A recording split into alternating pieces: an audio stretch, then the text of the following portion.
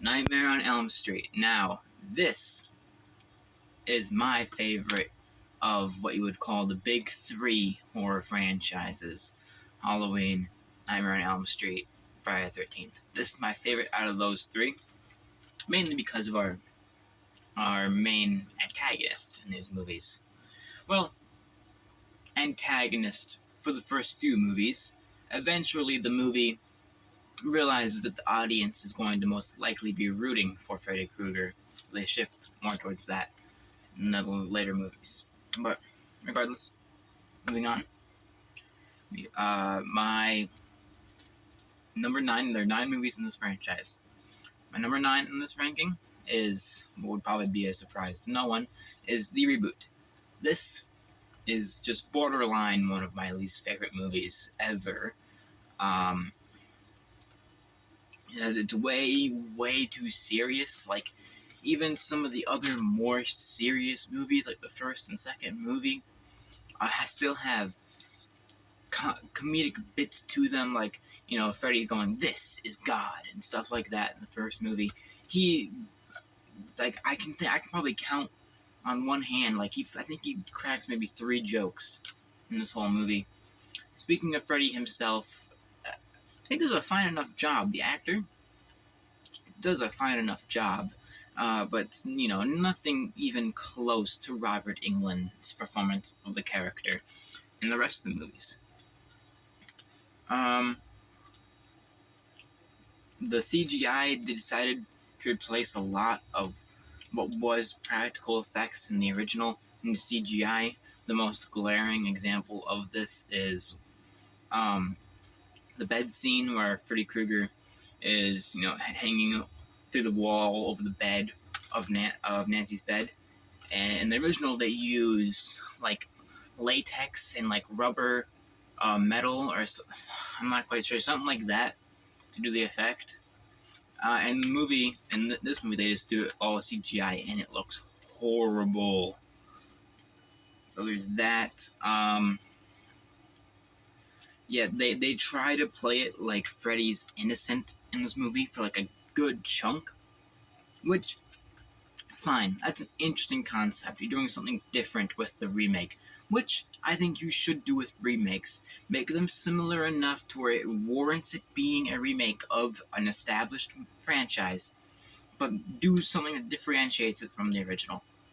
This doesn't do that effectively, though, because it turns out it didn't really matter, because he actually is a bad guy, and is actually way worse in this movie than he is in the others. Now, it's always sort of have been implied that Freddy might have gone a bit further than just killing the kids in the original movies.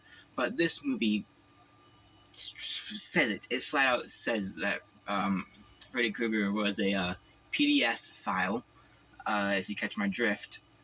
So, I don't like that. It makes me like him a lot less in this movie. It's impossible to have fun with a killer that, has done that sort of thing. I don't like Nancy in this movie. I think she's miscast, and the actress herself, I'm pretty sure, even said she didn't want to be in the movie. So there's that whole thing. Kyle Gallner is in this as Quentin, and I actually really like Kyle Gallner. He's in The Passenger, which I think is a fantastic movie if you haven't seen that. And then he's in Smile. He's great in that as well. One of my favorite actors right now, and Strange Darling as well. Go watch Strange Darling if you haven't seen it. But he's not very great in this movie. But there's not a lot more to say about this. I don't really want to talk about it anymore anyway. So, number 8 on this list is Freddy's Dead. Now, this is Freddy at his most comedic. But comedic is a strong word because he's not exactly funny. They take it way too far in this movie, where he's basically a Looney Tunes character. He's wheeling out the cart in front of where the dude's gonna fall, and it's just, he's doing way too much in this movie. Not serious at all. Now I'm playing with power! Got the little power glove, yeah. Not my favorite iteration of this character. I like when he's a little more serious. He can be funny. That is part of the character. It is a core part of the character. But a little more serious, I would appreciate. Besides Freddy, other characters here are horrible. You have Freddy's daughter. It's revealed that our main character is actually Freddy's daughter. You get some backstory there. Cool, but this is our 6th movie. We don't really know any of that. They had the whole dream demon thing. The 3 little skulls that fly into him. They're gonna live forever! That's dumb. Let me see. The characters are very one-note. It's actually not as bad in this movie as it is in 5 and 4. How one-note the characters are. We'll get to that. There's about one good joke in this movie with they're in the car and the map like expands like a whole lot more than it should, and it just says the map. It says "F-U." That's a pretty good joke. I always think of that one.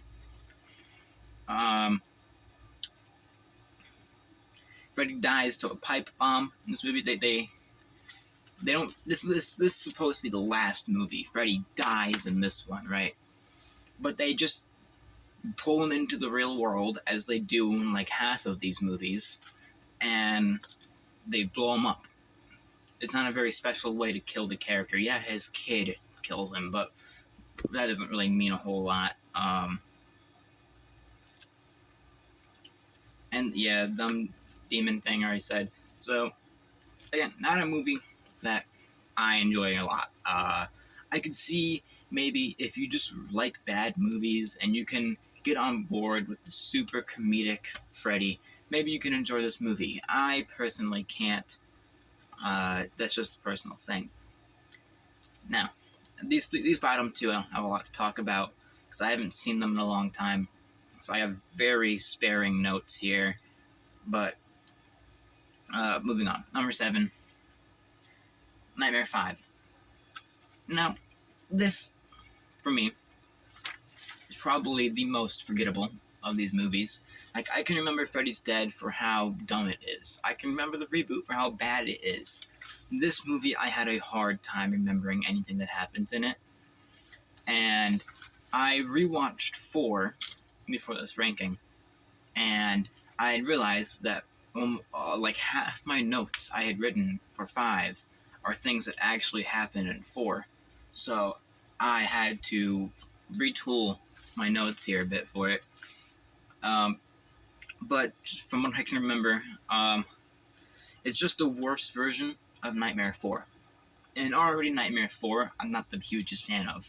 So it takes what Nightmare 4 does with its characters, which is basically give them one character trait that can be used to kill them later on. It's real bad in this movie. And they're just worse versions of the characters that show up in 4. Freddy's still too comedic in this movie. Nowhere near as bad as Freddy's Dead, but it's still pretty bad in this movie. There is some cool kills here. You have the motorcycle kill at the beginning with one of the survivors from 4. It's actually pretty good. It's probably one of my favorite kills, actually. Very nice effect they got going on there. This is, of course, the Dream Child movie, so you have the titular Dream Child. I don't quite like the Dream Child. I mean, the kid actor is fine, I guess, but he's doing a little, like, Freddy voice, and it's real dumb. I mean, you can laugh at it, so I guess if it's trying to make you laugh, mission accomplished, but you can't take it seriously. You get some more Freddy's backstory in this one, with his mother and how he was conceived. Weird stuff, but it makes enough sense. Robert Englund is great in all of these movies. I don't really have to say that, but of course he's good here, so you always have that. And there's not really any Freddy one-liners from this movie that I remember. The only line I can remember from this movie is "Let's blow this pop stand" at the end, which is one of the survivors says. So yeah, just Maybe if I just want to rewatch, maybe it would go up a spot. But again, I haven't seen this movie in a good while, since the last time I went through them all, and I can't remember a whole lot about it, which I guess says a lot about the film itself. So, what am I on? I'm on number 6 in this ranking, and here I have Nightmare 4.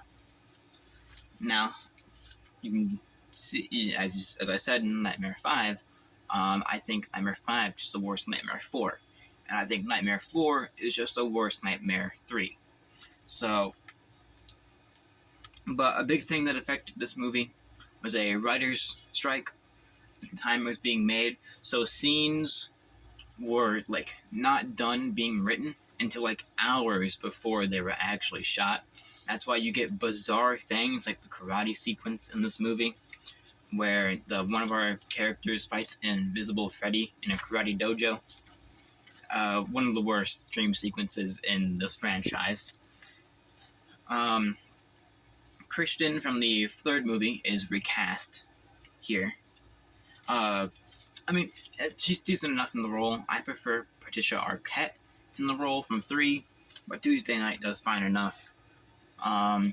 Freddy comes back in quite possibly either the worst or best way, depending on who you are in this movie. A dog pees on his grave, and the pee ignites into fire, and Freddy's back.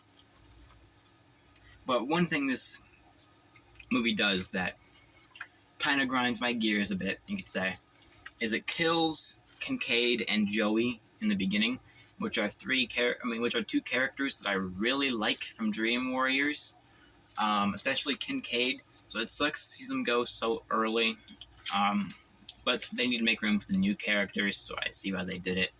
And then Christian dies in this movie as well, so that Alice can be our main character for this and 5. And that I'm more accepting of. I'm fine with that, especially since it was recast, so that doesn't really hurt me at all. Yeah, this is where we get the one-note characters thing. It's not as bad as it is in 5, but, you know, like, this girl works out, so her dream that she's killed in is going to be her working out, and that's her whole character. This girl's a nerd and has asthma. That's her whole character, and how will she die? From an asthma attack. You know, that kind of thing. This guy likes karate, so he's gonna die in a karate fight. Now, that's pretty much all the characters in this movie. There's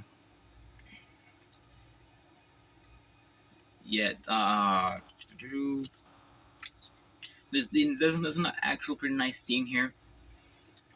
Very nice dream sequence here with Alice and Dan, I think the love interest's name is.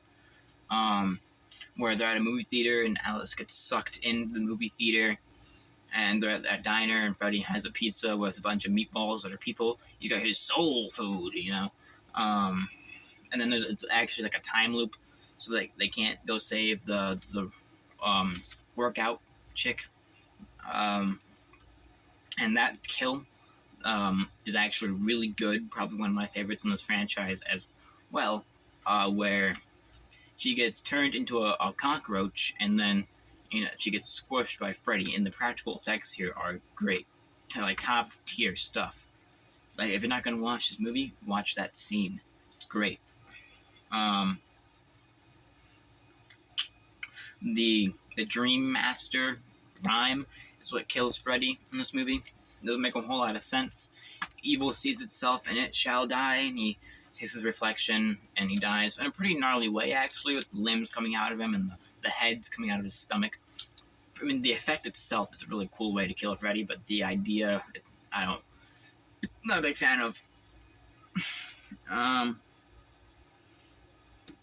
again, in this movie, Freddy is still a little too comedic for my taste.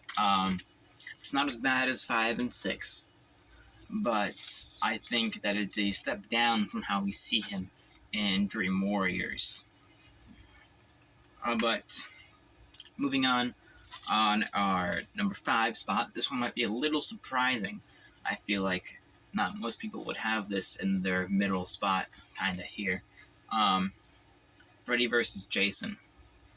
Now, of course, I have some bias towards this movie, but that still won't let me put it up any higher because these next movies, like everything above this, I really, really like.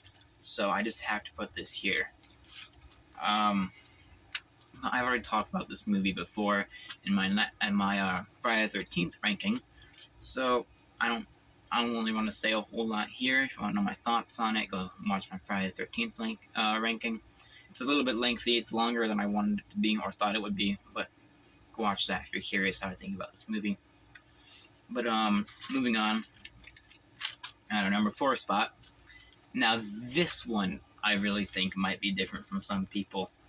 These next 2 spots were really hard to place for me. I kept going back and forth on what I'd liked more. But I think, really thinking about it, I had to settle on my number 4 spot as Wes Craven's New Nightmare. Now I know, people usually put this in their 3rd or 2nd spot, but I have to be honest with myself here, and it goes here. It's so different, and it's good that it's different. I like that it's different. It is such an interesting movie with a really cool concept. You know, it kind of works as a precursor to Scream for Wes Craven, you know. Very self-aware, very meta. You know, you have Heather Langenkamp returning as herself instead of Nancy. And it's very cool to see that. See her returning as herself, and it's just cool to see that we're in our real world in a way, where the movies exist in this world, and they're just movies. But this, I don't even know what it is. Like this demon that's been around for centuries, that it takes the form of whatever is the scariest at the time, and that is Freddy Krueger. So it takes the form of Freddy Krueger. Very cool, interesting concept. It's just not what I look for in a Nightmare on Elm Street movie. What I have above this gives me more of what I would look for in a Nightmare movie. That's why it's above this. So I'm sorry I had to move this down one, but it goes here. So, getting into the movie. Yeah, I don't really like how... I'm not a fan of the way Freddy really looks in this movie. He's a little too colorful for me. The green is way too green and the red's way too red, and his face looks a lot more like a prosthetic to me. Like it loses some realisticness for me. And his personality isn't as good. I don't think. I mean, he is actually pretty serious and scary in this movie, but I don't think he's actually funny enough. I think he's a little too serious, and it's just not how he is in the rest of the movies, which again goes with the movie being different, and it's not really Freddy. It's this other demon type of thing, so it makes sense. It's a demon trying to emulate Freddy, but just I like Freddy in the other movies, especially the ones above this.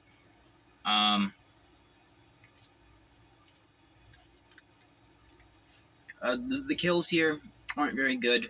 You have the one in the car, and then you have the one where it's kind of like a redo of the upside down bed kill in the first movie, but it's not done as well, in my opinion. And this one the only kills I can remember in this movie, really. The kid acting in this movie, very good, way better than 5. Our little kid here, that was Heather Langenkamp's son, he does a great job in here. He's an effective, scary little horror movie kid. Towards the end, when he's starting to get like possessed by Freddy or whatnot. So some great stuff with him. I like that Freddy's after the kid. You get to see Wes Craven and Robert Englund here as themselves. It's really cool to see Wes Craven with no makeup playing just himself. Or did I say Robert? I said that. Whatever. Okay. It's cool to see Wes Craven. He was the director of the first movie and this movie, playing himself as well. It's just cool, meta, cool stuff to see. We got a pretty good third act here, I'd say, where Nancy, Heather Langenkamp is forced to play Nancy, so that she can defeat the demon in this boiler room place. But that's about all I have to say. This is, in all honesty, this movie is in this place because it's not one that I go out of my way to rewatch. And the three above this, I really rewatch pretty consistently. And this, I don't rewatch it as often. So that's why it's here. Now, in my number 3 spot, this one might be a bit surprising. I think this movie is a little more underrated. It might be a spot or 2, or maybe even 3 lower, depending on who you are. But my number 3 spot is Nightmare 2, Freddy's Revenge. Now, this is a little bit of a black sheep of the franchise. I think it's one of the... Alright, my storage died. I was really hoping that wouldn't happen this time, but moving on. Back to what I was saying. Nightmare 2, I think, is one of the more forgotten movies in this franchise. I think very few people will think Nightmare on Elm Street and think this movie. And most of that is because our main character is male instead of female. Freddy is very serious in this movie. He's the scariest he is in this movie, and I quite like it for that.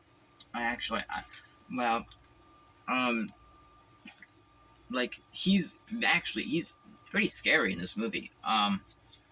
He barely cracks any jokes. There's a few, obviously. He's Freddy, but he's very serious. He's got a very grimy and liquidy look in this movie.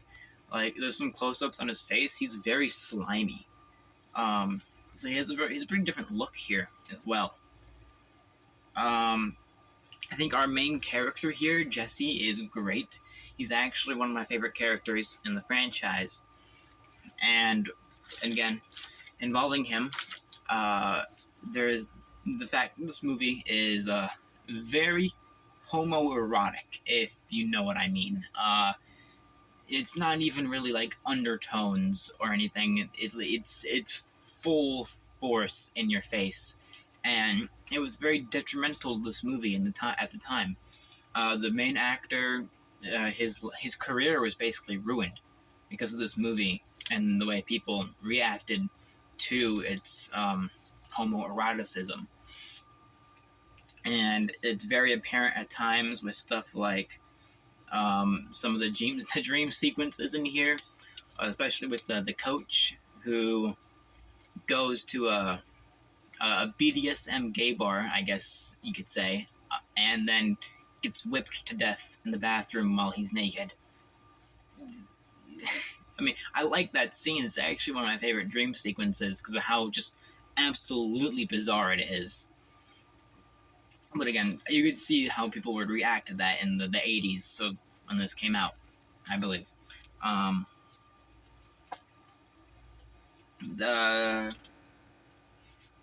But then other things that show that there's a dance sequence in this movie with our main character. He's in his underwear and he's dancing around with one of those things. You pop out and the ball comes out. It's another fun scene, but again, you can see why what happened to the actor here happened. The actor, adding on to that, there's a documentary called Scream Queen, I believe is what it's called, and it's about the actor in this movie and how his life and career was essentially ruined. It's about this movie, like I said. It's a pretty interesting watch. I haven't seen it all. I've seen a little bit of it, but pretty good. You get a lot of... But this movie, although it is quite different, it still feels like classic Nightmare on Elm Street. Freddy is the closest he is to the original in this movie than any other movie. So that's cool. That's nice, and still has that nice little '80s charm and feel to it. Of course, Robert Englund is great in here. He works very well when he's trying to be scary. We have pretty good characters here, other than Jesse. His friend, I don't remember his name, but they have a pretty good bond or chemistry, you could say. And I think it's actually pretty apparent that his friend is the real person he's in love with here, and not the love interest. Especially later when they're about to do the deed, and he actually runs away to go hang out with his friend. And then, speaking of that love interest, I think she's pretty good in here as well. Nowhere near the level of a Nancy or a Christian, but pretty good in here. She is the one to actually defeat Freddy in the end with true love. True love's kiss, what defeats Freddy in this movie. A very different way of defeating Freddy, but it works for this movie.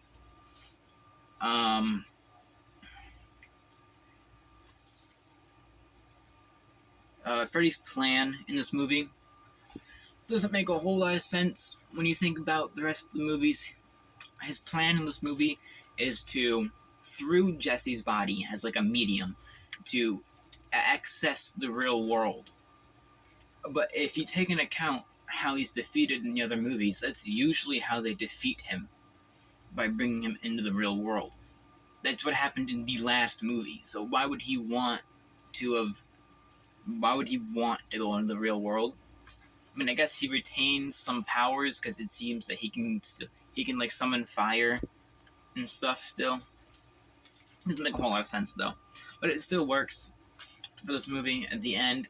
But it kind of does take a little bit away from him, because at the end when he does pop out of Jesse's stomach. By the way, great scene, great practical effects where he comes out of Jesse. Great scene there. Love that scene.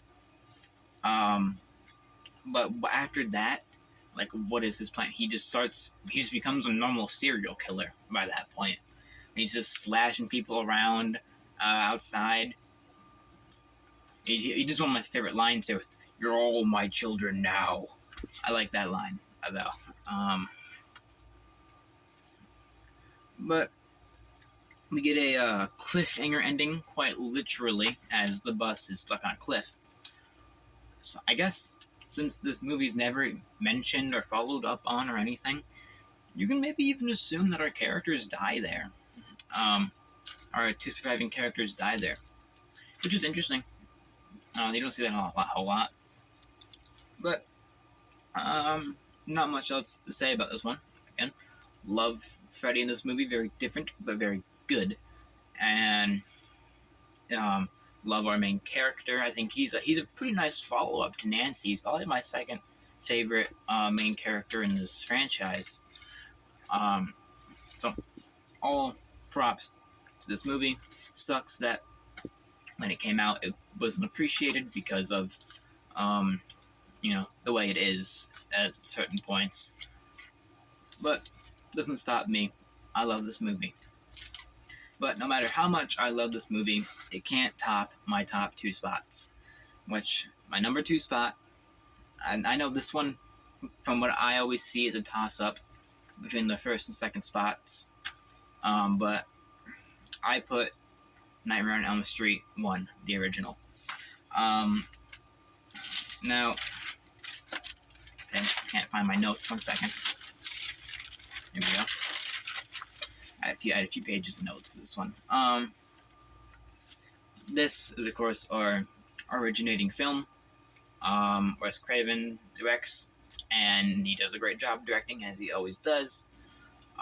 Very low budget, you can tell, but they use the budget very, very well. Some great effects. Of course, you have the scene where Freddy's over Nancy's bed, the upside down kill, where the girl is pulled onto the roof and sliced open. Great iconic scene. Everyone knows that scene. Robert Englund as his first appearance as Freddy Krueger, obviously. Robert Englund, of course, absolutely fantastic, as always. He's he's pretty serious in this movie. Not as serious as 2, but he gets some funny moments in there. This is God. I love that line. He tears off his face, cuts his fingers off. Great stuff. And we have kind of a little psycho type fake out with our final girl here. You think that the blonde girl is going to be our final girl, but really it's Nancy, because she dies about a quarter way through. So I love that. Nancy, great final, one of the greats of final girls, up there with but I put Kirsty Cotton up there from Hellraiser, and then Ellen Ripley, and just all the other great final girls. Jenny from Friday the 13th, Laurie Strode. She's Storage died again. We're almost through with this. I should be fine now though. As I was saying, whoa. Okay, camera almost fell. As I was saying, Nancy belongs up there with the greats of final girls. Let me see. We get some great dream sequences in here. Again, with the upside down kill, that's great. Where the dude gets hung in the cell, that's great.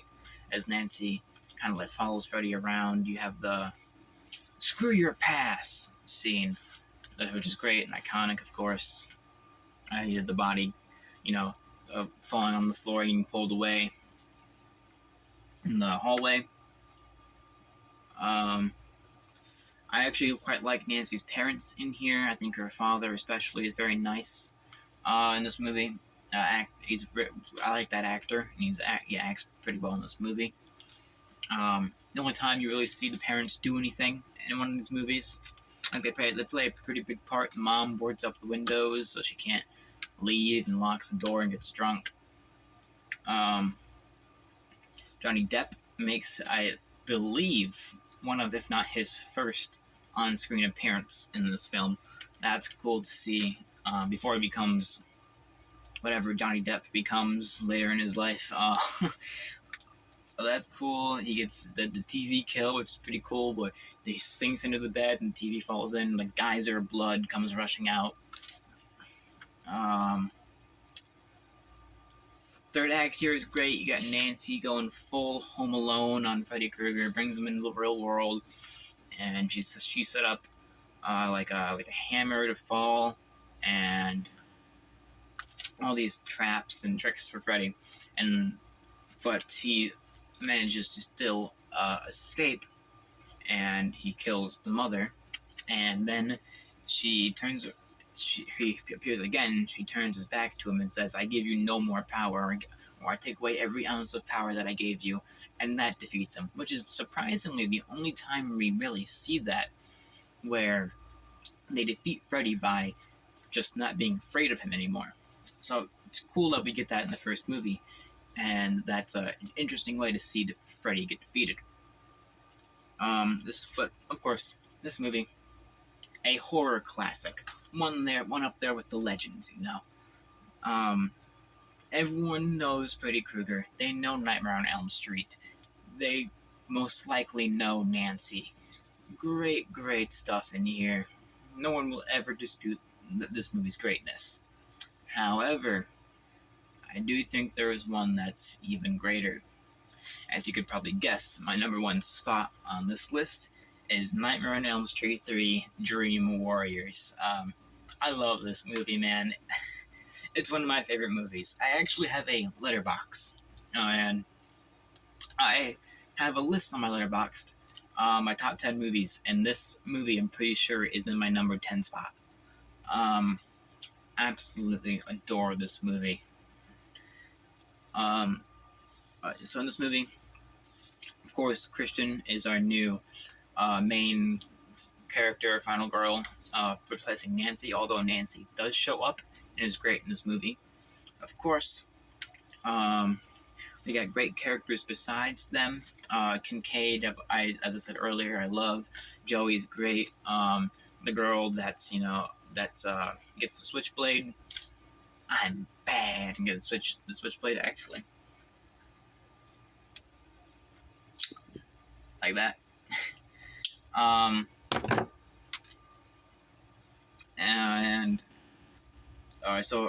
and the nerd in the wheelchair, he's great. So our dream warriors, as they're called, are great in this movie.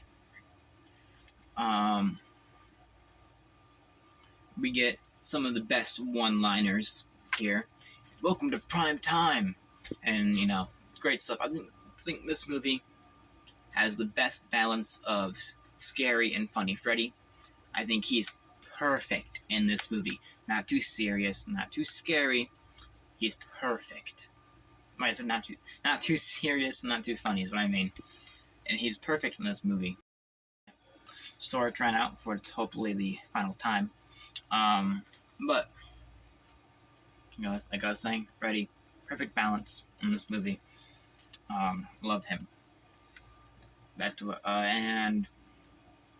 we have some great dream sequences and kills in here, like the puppet kill where he's puppeting around this dude. And he brings him up top of the tower and cuts the strings and he falls. Great scene, great practical effects with him like using the ligaments of his legs to maneuver him around. Great stuff. And then, of course, we have everything with the Dream Warriors. It's all great. They all get their own powers, which in itself is actually a really cool concept. Using your own traits and what the characters are about, to be able to defeat Freddy, because they can use their own interesting powers in their dreams. I love that about this movie as well. Most of the characters get a chance to fight back. You get the wizard dude who dies to a death wheelchair, and then the one girl with switchblades. You get a really cool shot of Freddy holding up his hands, and he's got syringes instead of knives for fingers. I love that shot. And then the arm opens up and it has a bunch of suction cups on it where the needles go. I love that. Then Nancy dies here, which I'm actually fine with.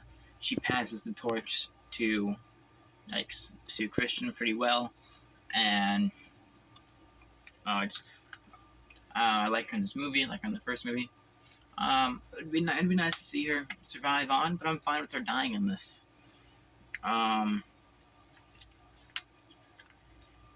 Our third act's great, of course, with again the Dream Warriors fighting back, and Kincaid and Joey and Christian all fighting back to defeat Freddy.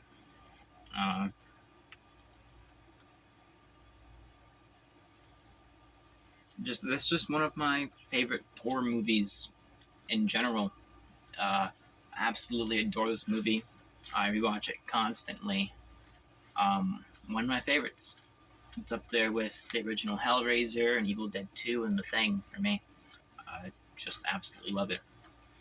I don't think I have much more to say about it, really. Not that I can think of. Just great. Go watch it. If you're gonna watch any of these movies, watch the first three, and New Nightmare if you wanna. I really think those movies are great movies. Like I said, everything above, everything above number 5, and actually including 5 itself, I really like, because I think this franchise is a pretty good ratio of having good movies. It just sucks that the 2 I consider the worst are actually really bad movies. But this is a pretty well-rounded franchise besides the ones I have at the very bottom. But that's about all I have to say here. This is a fun video. It took me a long time to make these notes. I like to have notes so that I don't stand up here and go the whole time trying to think of things. I write down what I generally want to talk about, and then I add upon it once I start thinking about it, But I think I'm getting pretty better. I'm getting better at this. I still have lousy equipment. That's why the storage dies every 5 minutes. But I should wrap up before it dies again, actually. So, that said, that was my ranking. Do you agree? Do you disagree? If you've seen them all, or if you just rank the ones you have seen. If not, in the comments. And I'll read it. I'll be interested to see what you think about my list, and what your list looks like. That's about it. See ya.